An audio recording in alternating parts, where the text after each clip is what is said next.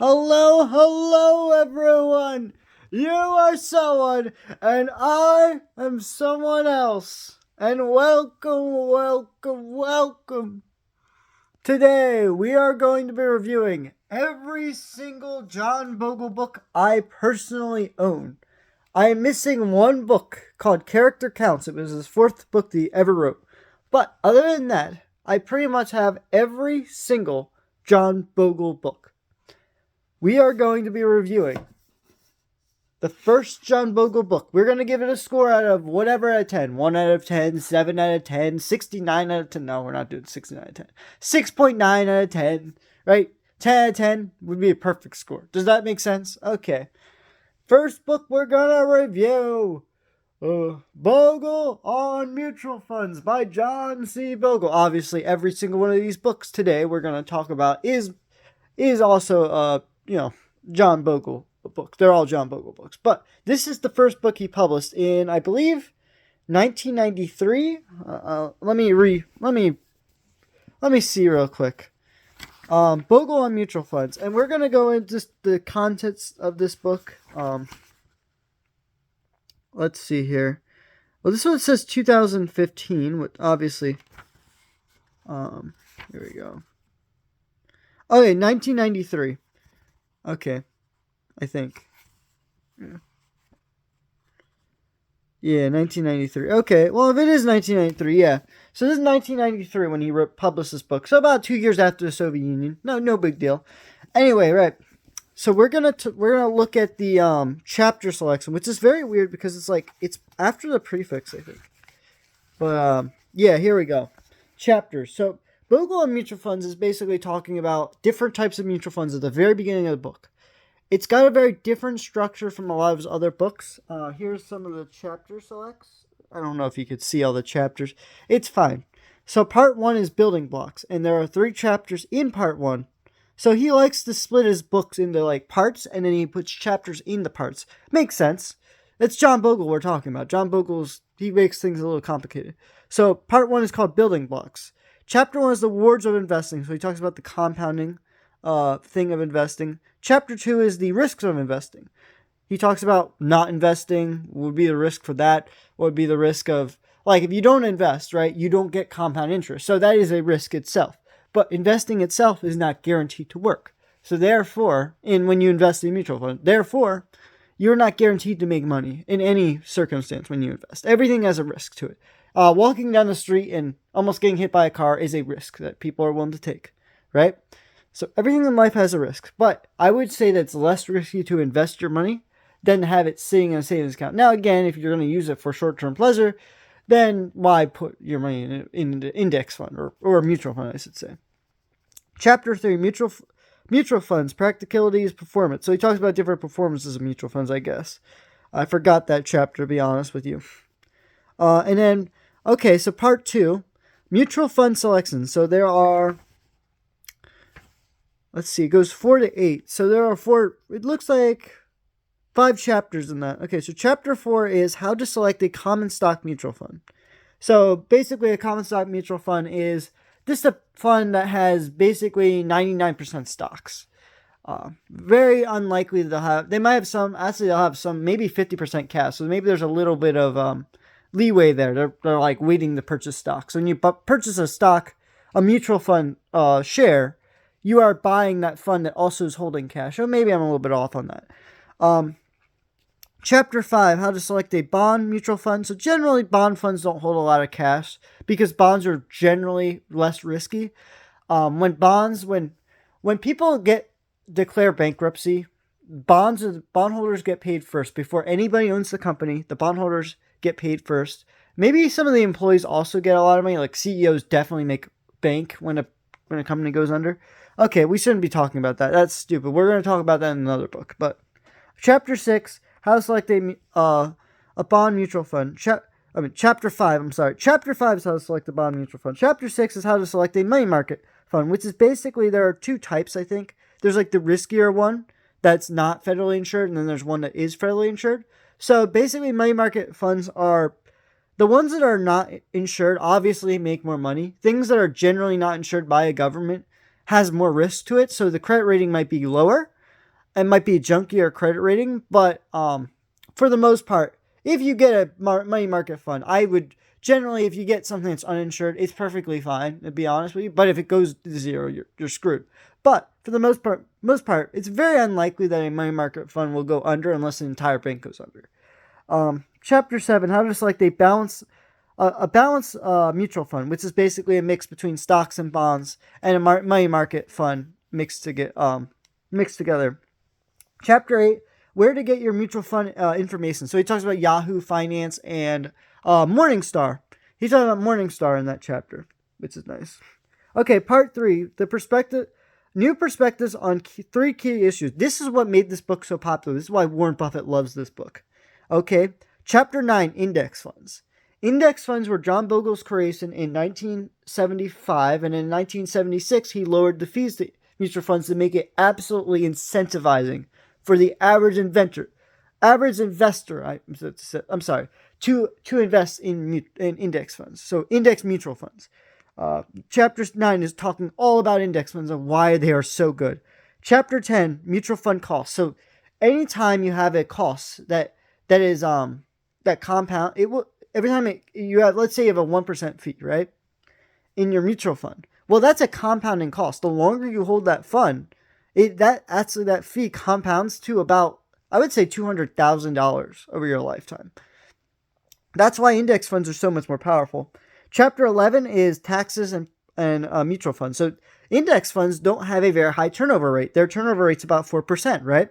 So index funds, when they turn over, the companies that get turned over are only being taxed because only 4% is being turned over. Only 4% of your funds getting turned over, right? Plus your dividends, whatever you collect, right? But in an average mutual fund, it's like 50%. So all that stuff, at least in the 90s, this book was written in the 90s, remember that. All those mutual funds, right? When they get turned over, they have a higher tax rate. So that's basically what he's talking about in chapter 11. Okay, part 4. So we're almost there. Part 4. Practical application for investment principles. Chapter 12, the allocation of an investment asset. So basically, I guess the percentage. I don't really know exactly. Allocation, I forgot. Be honest, I'm just reading the chapters and trying to remember them from memory because we're talking about all the John Bogle books. So chapter 12 is the allocation of investment assets. Maybe it's just like, I guess it would be a list where you should put your yeah, I guess it's like a mix between bonds and stocks. That seems about it. Yep. Chapter 13 would be mutual fund model portfolios. So I guess that would be for like, he talks about endowments. I really love chapter 13 because he actually shows like little circle diagrams. It's beautiful. And he shows like the endowment version versus like an average investor. So it's like a model would be like what an individual investor should have, and then an institution should have a completely different portfolio because they have a little bit more backing behind them.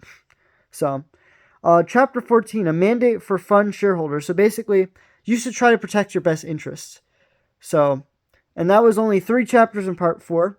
And then, so there is an epilogue. So there's no part 5. Technically, part 5 is the epilogue, and it means, and it says 12 pillars of wisdom. And that's it. That's the last chapter, 12 Pillars of Wisdom, which is technically chapter 15, but it doesn't have a chapter number, which is kind of stupid because it does act like a chapter all alone by itself. But other than that, it is a small little chapter. But Bogle on mutual funds, I'm going to have to give this book a 7 out of 10. It explains perfectly why investing is a fickle thing. It is it talks about that there is no guaranteed return in the stock market. Okay, well, we are 9 minutes in and I only talked about one book. I mean, this is going to be a marathon here, but this book absolutely is fantastic. So I gave the first book a 7 out of 10. This book is written so much better. Common Sense on Mutual Funds, baby. Oh, yeah. Let me tell you right now, this book is probably a 9 out of 10 or a 10 out of 10. The reason I'm not going to give it a 10 out of 10, and this is going to be the main reason. While the book is excellently written, and it is a little bit personalized because he talks about bogleheads at the very end of the chapter, of the book, I mean. It is very personal in this book. I have to say, chapter 18, I will never forget chapter 18. Reading chapter 18 has opened up my mind. I have a third eye now. reading chapter 18. I find it fantastic. So he has part 1, and there's 4 chapters in there. So that's on investment strategy. Part 2 is investment choices. So it talks about indexing, equity, sales, bonds, global investing, and selecting superior funds. Part 3 is investment performance, reversion to the mean, which is basically like, let's say international outperforms. Well, eventually, U.S. will outperform eventually. So it's like kind of reversion to the mean a little bit. Talk about different types of funds. On time. Chapter 14 is really important on time. On taxes again. He talks about taxes again in this book. He does sort of repeat himself a little bit in this book, but there's way more content in here. And I have to say, on directors, is absolutely... I would say chapter 18 is brilliant. No man can serve two masters. And chapter 18 is amazing. And there are 22 chapters. I'm not going to go over the chapters like I did with Bogle and mutual funds because there's way too much. And I think chapter 20 is when he talks about Bogle and mutual funds. And then he has appendixes out. So he technically has, because he has appendix, he has an afterword and then he has 2 appendixes. There are technically 25 chapters in this book. And it's about 600 pages. So this is probably his second biggest book. But I'm going to give this book a 9 out of 10. The reason why is because he doesn't get to his point right away with indexing. I mean, he does. It's kind of like in the first, like, was it chapter 9? Maybe it was chapter 9. I know it's chapter 9 in Bogle and mutual funds, but, oh no, it's chapter 5. So he goes right away. But once you get to chapter 5, I mean, you kind of know, okay, you should buy an index fund. But he's going to go more into detail on why you should buy an index fund after that. So he is kind of marketing himself in this book. So I feel like because he gets to the point a little bit faster in this book, it is better. Don't get me wrong. He does get to the point faster in this book, why you should buy an index fund. But the problem is it's too big of a book to say, oh, buy an index fund. You know what I mean? So we are going to get to that book that talks about indexing in a little bit. But we got 2 more books to go through before we get to the little book of Common Sense Investing. John Bogle on Investing is an absolutely fantastic book. It is basically, it's like a personal memoir of him. And the first 9 chapters, he talks about how to invest. And then after that, he really just goes into the mutual fund industry. Again, because I should really mention who John Bogle is. John Bogle is a mutual fund, or he died in 2019, was a mutual fund shareholder / mutual fund director / he made index funds. So it's like, he's an investment economist. That would be the best terminology for him. Investment mutual fund economist. That is the most specific thing I could say about John Bogle. Anyway, that's besides the point. That's who he is. Again, he died in 2019, so he's not alive anymore. But yeah, part 1 is investment strategies for the investor. And chapter 1 is amazing. It's called The Bogle and the Donut. Chapter 2 is called The Classic Cultures in Investing. So that's a foreshadowing. If you don't know what foreshadowing is, it means that that is a name of one of his books. The Classic Cultures not in investing, but the Classic Cultures. That is a book title, but we're gonna get to that book later on. But that is an amazing That is an amazing book title for this, or amazing chapter title, and he turned it into a book. So I have to give props. However, the book, I will give that book more of a negative review when we get to it. He's on the economics for mutual fund investors. So okay, Part 2 is taking on the mutual fund industry. Part 3 is economics and idealism, the Vanguard experiment. Part 4 is personal perspectives. And part 5 is the Princeton thesis. So this was actually one of the first books, second book actually, that was published, a school paper from Princeton into an actual book. Like he put his school paper, he got permission from his school, use a school paper for this book. And actually, that school paper is what got him the job that's what got him the job into the mutual fund industry. What do I give this book? Because it is John Bogle on Investing, the first 50 years, which is like the first 50 years of his career. I give this book, because it doesn't go into investing as much as the other 2 books, I will probably give this book, and again, this is the 20-year reunion, or the 15-year reunion version of it. I'm going to have to say, I don't know. I'm gonna give it a 7 out of 10. It's not really, again, John Bogle on investing. He does explain his investing thesis in this book. The problem is you can get it way better in another book that I'm gonna review in just a few minutes. But okay, that was John Bogle on investing. Now we're gonna get into the big stuff here. Oh my God, the battle for the soul of capitalism. This is the fifth book that he's ever written. Again, I don't have the fourth book because it doesn't have the best reviews on Amazon. It's his least popular book. It also has the less pages than most of his other books. But the battle for the soul of capitalism, and I have to say, chapter 3, Owners of the World Unite. Fantastic chapter title. And I would say this chapter 3 alone is one of the best things he's ever written. I honestly, in this book, he talks about like the pathology in capitalism and why is capitalism not helping its owners? How is these CEOs getting billions of dollars or million? I should say, yeah, million, $100 million.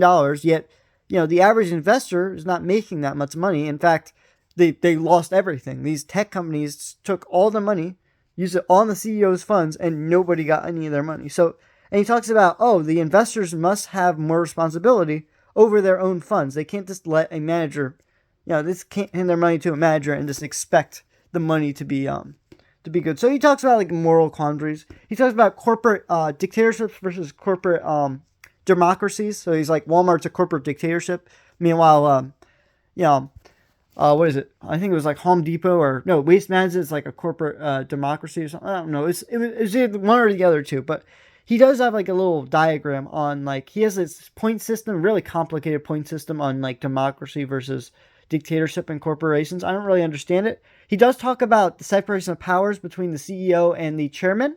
So he doesn't want the chairman and the CEO to be two different people. So Vanguard has done that. Vanguard, he actually sticks to that principle in his company, Vanguard. But I have to say, this is a very good book. And again, Peter Peterson is a book author who reviewed this book. I will have to say, I'm going to have to give this a book another 7 out of 10. It is not an investing book by any means. It's a political manifesto book. In fact, it's actually published by Yale because it's so political. It got published by a different publisher because it's not an investment book. It's more of a... he does talk about index funds a little bit in this book, but he's more focused, and he does talk about mutual funds. Like, I would say 60% of this book, he's talking about mutual funds and stuff like that. Or, at least 30%. Investment America, corporate America, and mutual fund America. So he is talking about mutual funds in this book. So again, he's always going to talk about mutual funds. Every single book. There's just not... it's like, part one was corporate America, corporate America. Part 2 is Mutual Fund America. I think part 3 is Investment America. I think. I'm not 100% certain. I'm not going to go through the chapters. I don't really care. Okay, we're going to get to my 10 out of 10. Are you ready? This book gets straight to the point. This book has been read by Warren Buffett, and he has endorsed it to no end. The Little Book of Common Sense Investing. Of course, Warren Buffett's quotes on the top. Instead of listening to money managers, listen to this book. And I have to say, this book gets straight to the point. It's got 20 short little chapters. So some chapters are like 5 pages. It's not even that much. And it's absolutely fantastic. This is like a 2-hour read. So for anyone who wants to read about this investing alone, like he talks about ETFs. This is like the first time he's mentioned ETFs. He talks about reversion to the mean again. So chapter 20, he talks about reversion to the mean. And he has an acknowledgments page as well. He talks about taxes. He talks about, this is so much, the little story, the first chapter, I've actually read it on my channel. I have read this book on my channel. I read the first chapter out loud, or most of it anyway. And I thought that little story was such a good story to talk about investing that I can't give this book. This is like the ultimate like buy an index book, index fund book. If you want to be convinced on buying an index fund, buy this book and then go buy an index fund. That is my advice. If you want to invest for the long term, again, if you're struggling on bills, don't buy buying index funds. Just don't. Don't be buying index funds, especially if you live outside the United States. But if you think you need to invest money, go ahead. Okay, so this is an interesting book. So originally this was going to be a chapter in the next book we're going to review, but this is called Enough. And each part of the book's actually on the title. So the True Treasures of Money, which is section 1 of the book, Business, which is section 2 of the book, and Life, which is section 3 of the book. And each section has about 3 or 4 chapters. And then he also has in part 4, I think, which is like, what's in it for America or whatever. So he's a very, this book, again, he always brings everything back to his nationality. Because, again, he's from the United States. Of course, he's going to talk about his nationality. What's in it for me? What's in it for you? What's for America? And he actually does, like, it's weird. It is one chapter. What's wrapping up? That's technically part 4. But then part 4 has a chapter. And in that chapter, there's sections in that chapter. So it's like, it's broken up, which is really cool. That's one of my favorite things about this book is that little chapter back there is really cool. And again, he just talks about the failings of capitalism, just like the battle for the soul of capitalism. But it is more related, I think, to his personal life, probably. He does talk a lot about religion. He talks about John Markin Keynes a lot in this book. He brings up like the speculation side of investing, which he will actually get to that in his book that we're going to review in a few minutes. He's talking about how investment isn't actually investment. He talks about we have too much of this, but not enough of that. Each chapter is so like let me read not enough of that, but not enough of this or whatever. Let me read this a chapter of too much cost, not enough value. Too much this, okay, too much speculation, not enough investment, too much complicity, not enough simplicity. So like, investment managers will always, like I do, they over explain things, and that's exactly what I'm doing. Too much counting, not enough trust. Yep. Too much salesmanship, not enough stewardship. So I'm just reading some of the chapters, I'm not reading all of them. Too much 21st century value, and not enough 18th century value. So you could tell he's like an old-fashioned, old guy. He talks about religion a little bit in this book. He brings up his religion. I think he's Catholic or some sort of maybe he's a Quaker. I don't remember exactly, but he does bring up a little bit of religion. So if you're not as religious, whatever. We will get to that in his last book, which is really cool. But this is Don't Count on It. Now, again, like I said with Enough was supposed to be one chapter in this massive book called Don't Count on It. This is his biggest book that he's ever written, I think. And I have to say, again, he has the sections written on the front of the book, which is nice. Just like Enough. So it's structured because of the the front cover tells you everything that breaks apart. The different, and again, it's more of an economics book. It's less of like a mutual fund book like most of his other books, and more about general just economics kind of. And again, like the last section is weird because it's like not even related to the rest of the book. Heroes, like he does talk about financial heroes, but in the last chapter is about a doctor who saved his life with the heart surgery. So I mean, there's a lot of personal stuff in here as well. It's a mix of like everything. It's kind of strange, to be honest with you. It is a very strange, and he explains it in his little sections in this book. I've read this whole book, and I have to say, part 2, The Failure of Capitalism. What was in it? What went wrong in corporate America? I can kind of tell you what went wrong. Balancing Treasures, The Go-Go Years. What chapter was enough? Oh, chapter 28 was enough, but he thought it was so important he had to write a separate book for it. But he could have fed it. He probably could have kept it in this book, but it probably would have been too big, yeah. He probably just could have made a third section, a seventh section for it, but... And, like, again, the heroes in this book, like, the chapter 23 talks about his friend who got him into business, mutual fund business. Yeah, what's right with indexing, part 4. So he does talk about index funds and mutual funds in this book. But I do think that it is more of a general economics book. It's not like, I don't know how to explain it. It's not like Thomas Sowell. It's very different. He's more interested in the relationship between the investors, the customers, and the corporate people running corporations in this book. I don't know what to give that book because there's so much in that book, but I give it a 7 out of 10. Again, most books I'm going to give it a 7/10. I have a lot of complaints, though, for the next book we're going to do. Clash of the Cultures. He put a bunch of random chapters, and he just published one book with it. The problem is, if you're going to make a book, and you're going to name it Clash of the Cultures, can you stick to that one topic, please? Like, just stick to that one topic. Chapter 1, Chapter 2, and I think all the way to Chapter 4, he does kind of stick to the topic. Chapter 7 is really good too. But other than those 5 chapters, the rest of the book, he doesn't really stick to that as much. Well, the last chapter, he also kind of does it too. But I have a big issue with the last chapter. Because you see, I'm dyslexic, right? And my brain was thinking, oh, if he's gonna title it, he might as well title it something that makes absolute sense. No, he's not. You know what he's gonna do?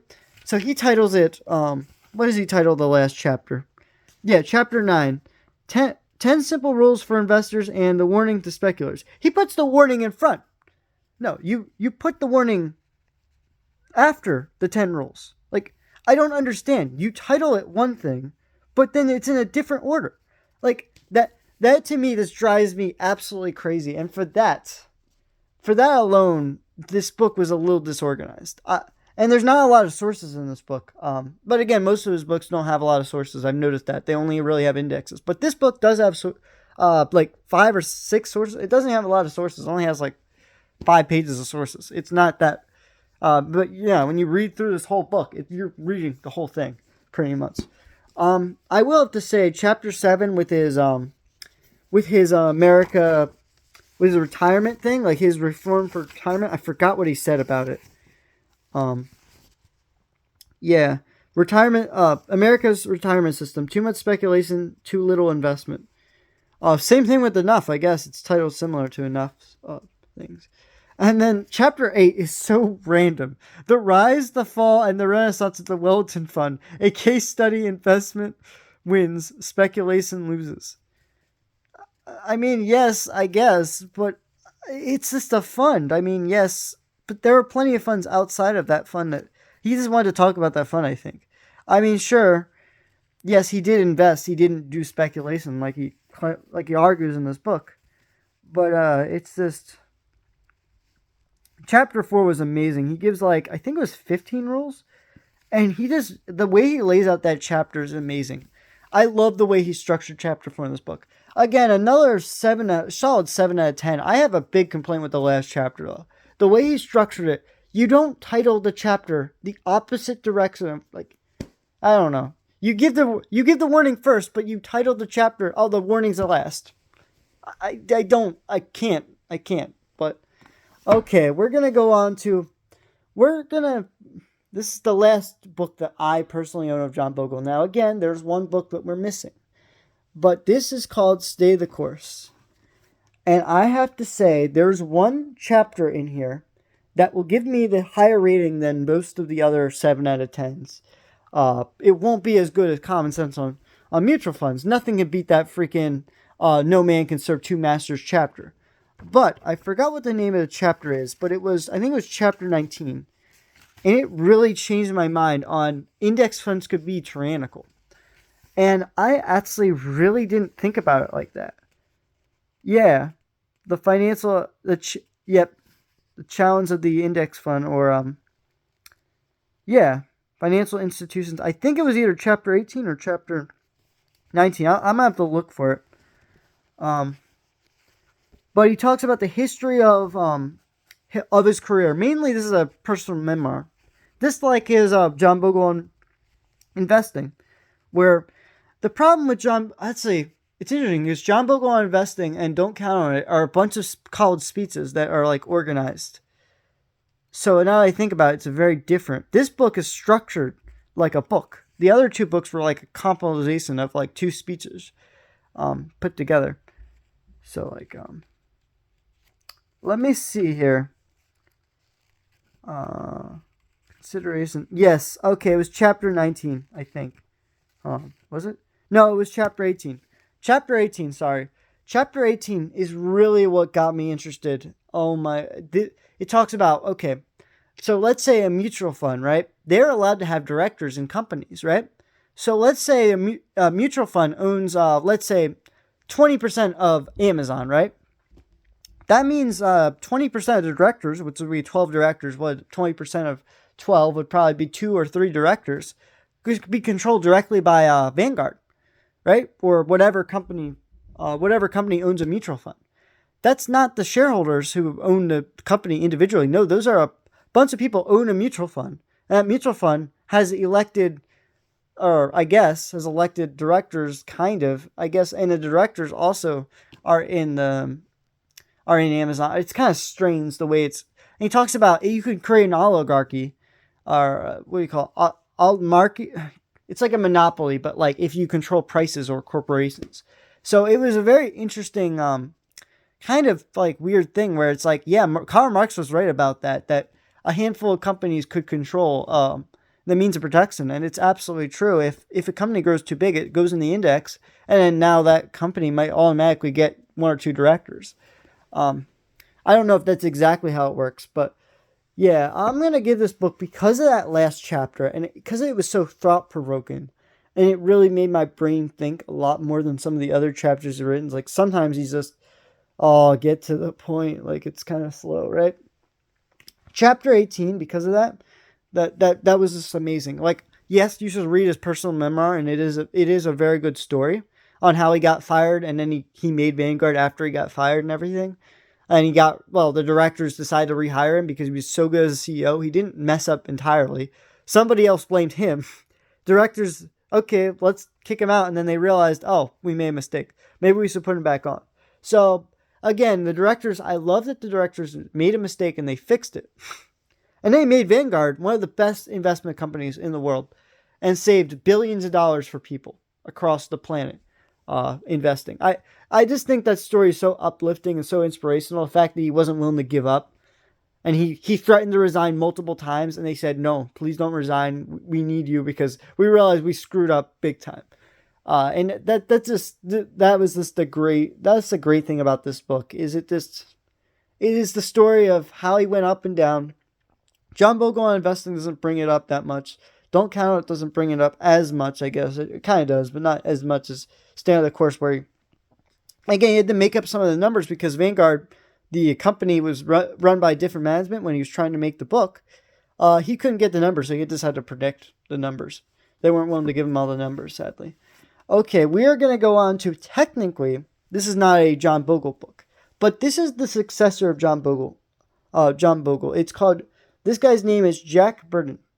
And I think Jack Burton is he's absolutely fantastic. This book, I have to say, is amazing. He's a bigger ETF fan. He's a bigger fan of international indexing, which is why I absolutely love this book. If there's another person you should read outside of, let's say you want to read Common Sense on Mutual Funds and the little book of Common Sense Investing, right? Get this book as well.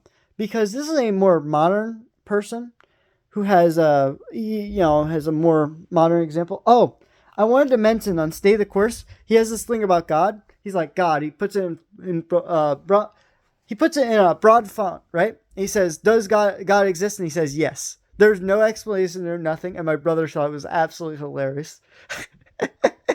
Anyway, that's besides the point. But unless this is called More Straight Talk on Investing.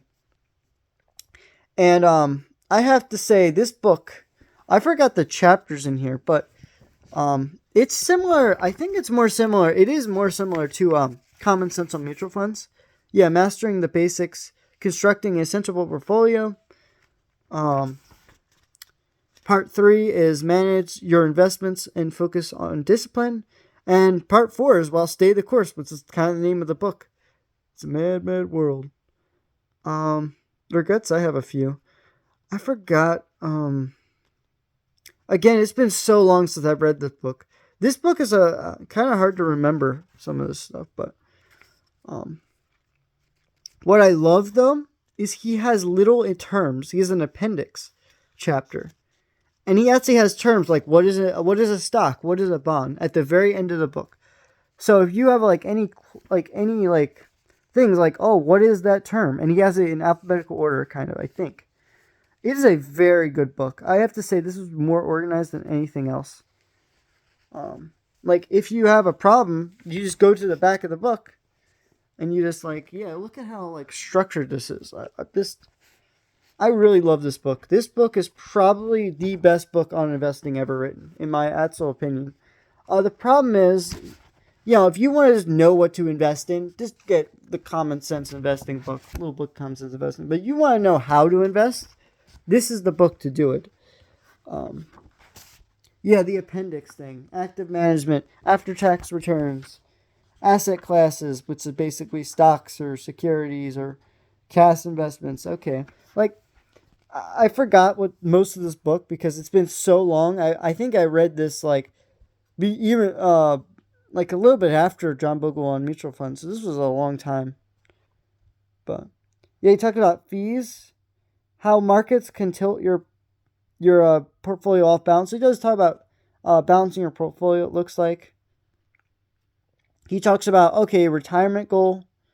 He talks about time is your ally. Time is everything. Okay. Frequent trading doesn't work. That was in chapter 13. Okay. I'm just looking at some of the chapters here because I forgot most of them. But oh, here we go. Here's that Punnett square right there of investing. The famous Punnett square that John Bogle also uses. This is for stock funds apparently. For taxable bond, they also use the Punnett square for taxable bond funds too. Oh yeah, whatever. How to pick a mutual fund and how not to. Yeah, I think he has like a little checklist. I forgot what the checklist was, but it was actually really good. Low cost diversification. I forgot where it was. It's okay. I think it was the little checklist that was really cool. Yeah, don't buy it from a recommended on a financial website.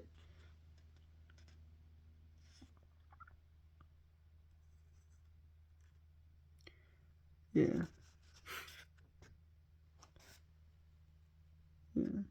Here we go. This is how not to buy them, apparently. You're not giving me a very good list here, my friend. But it's okay. But basically, he says organize things by cost, this much, and then I don't know. You had like a little checklist. You have to do one thing before another thing, kind of. That's what I love about that chapter, or one of the chapters in that book. Anyway, that's besides the point. I say this book, I'm gonna give a 9 out of 10. It's not as chapter 18 of Common Sense on Mutual Funds is hard to beat. I don't think there's a single chapter in that book that necessarily beats it, but the overall book itself, Jack Burton's More Straight Talk on Investing. By the way, he did write another book called Straight Talk on Investing, but this is the more version of it, apparently. Straight Talk on Investing is not as popular. I don't even think it's on Amazon anymore. That's how unpopular it is. Yeah, I just think the successor of John Bogle, absolutely fantastic. I almost nearly agree with him on everything. Again, I mean, obviously, when you buy a book, you expect to find that person likable. Generally, I read people that I like or interest me, and Jack Burton is definitely more interesting than John Bogle. John Bogle seems like a very humble man. He lived on Social Security. He was religious. He had his 6 kids. He gives his kids enough to fill their dreams, but not too much where they don't know what to do with all the money, or whatever. I forgot the quote or whatever. Like, not too much where they can't do anything or whatever. So like that's the thing. Is like John Bogle has this very interesting, very conservative mindset. He talks about religion. He talks about like a little bit, not too much on his books, but a little bit. Right? You can clearly tell he has a different background than a lot of other people, or a lot of other finance people who are like, dude, bro, I'm gonna trade stocks. Like he's got this very conservative, very slow kind of back. I love the way he speaks too. He speaks way better than I will ever speak in my entire life. I've watched speeches of John Bogle. I wish he would have done more audiobooks. His voice in the audiobook that I've listened to, absolutely fantastic. again, I was re-listening to a book that was already on my bookshelf. I listened to the whole thing, and there was only one chapter where he put his voice in there, and I was like, oh man, I wish he would have done the whole book because his voice is so much better than the guy who's reading it. Anyways, besides the point. I hope you enjoyed my review of all the John Bogle books. Obviously, the one in the middle is the one you should probably get if you want to understand why index funds are good or whatever. Um, and yeah, you are someone and I am someone else. This reviewed every single John Bogle book. Went into way too much detail on the first book, probably. And signing off. You are someone, I am someone else. Goodbye.